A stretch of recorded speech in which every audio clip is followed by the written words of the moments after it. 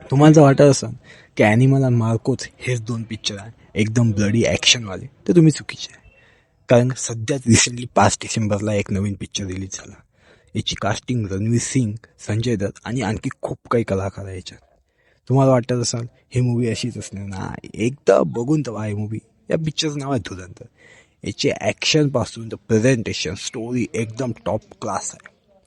या मूवीच्या ॲक्शनमध्ये जेव्हा जेव्हा म्युझिक वाजते तेव्हा तेव्हा तुम्हाला अंगात काटे येणार. या मूवीचे ॲक्शनच बढिया नाही त्या तर या मूवीचं प्रेझेंटेशन पण खूप बढिया आहे. हां, या मूवीचे निगेटिव्ह पॉईंट म्हणलं तर या मूवी थोडी लंबी आहे. याचा फर्स्ट हाफच कमीत कमी 2 घंट्याचा आहे. सेकंड हाफ 1.5 घंट्याचा, म्हणजे ऑलमोस्ट ही मूवी 3.5 घंट्यापर्यंत जाते. पण तुम्हाला कुठेही वाटणार नाही ही मूवी बोर करताय म्हणून.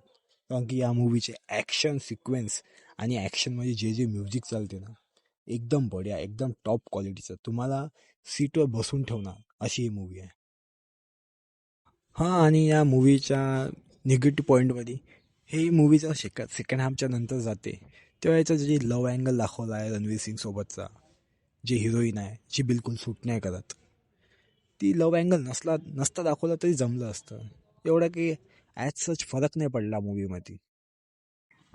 आणि खूप सारे लोक म्हणत पण होते काय तट्टी करून टाकली मधात मूवी, लव्ह अँगल दाखवून काही गरज नव्हती. इतकी स्पाय ॲक्शन मूवी सुरू आहे एकदम बढिया, आणि तुम्ही मधात लव्ह अँगल दाखवत आहे, बारमध्ये नाचताना दाखवत आहे, तेवढी काही गरज नाही. हां, या मूवीचं प्रेझेंटेशन एकदम भारी आहे, स्टोरी भारी आहे, प्रेझेंटेशन भारी आहे, ॲक्शन तर काही विषयच नाही. एकदम बढिया पाहण्यालायक मूवी आहे. हां, कुठे कुठे शिवा वगैरे आहे, ते थोडं सांभाळून राहा, घरच्यांना तर नेऊच नका.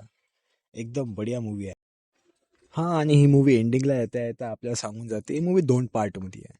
आणि या मूवीचा दुसरा पार्ट पण हिट होण्यासाठी कमीत कमी या मूवीला सेकंड पार्ट पण खूप टॉपचा न्याय लागणार आहे, म्हणजे याच्यापेक्षा 2-3 लेवल जास्त.